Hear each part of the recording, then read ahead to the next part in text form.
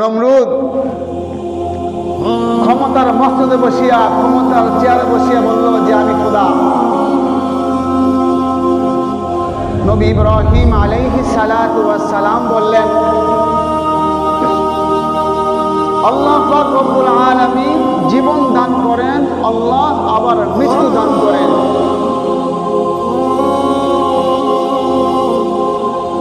নমরুদ বলল, আমিও জীবন দান করি, আমিও মৃত্যু দান করি। নাউযুবিল্লাহ বলেন, নাউযুবিল্লাহ। তো নবী ইব্রাহিম বলল যে তুমি যে জীবন দান করো, তুমি যে মৃত্যু দান করো, কিভাবে?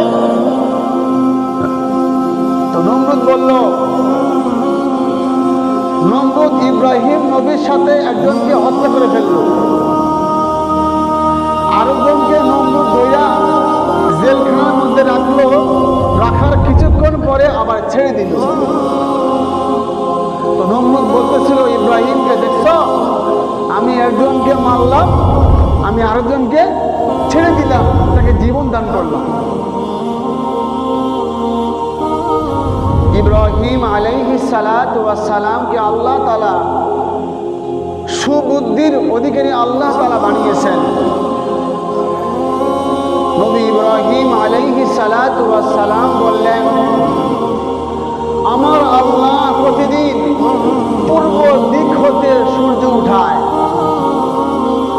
তুমি যদি প্রভু হও, তুমি যদি খোদা হও, তাহলে পশ্চিম দিক থেকে সূর্য উঠে দেখো তো দেখি।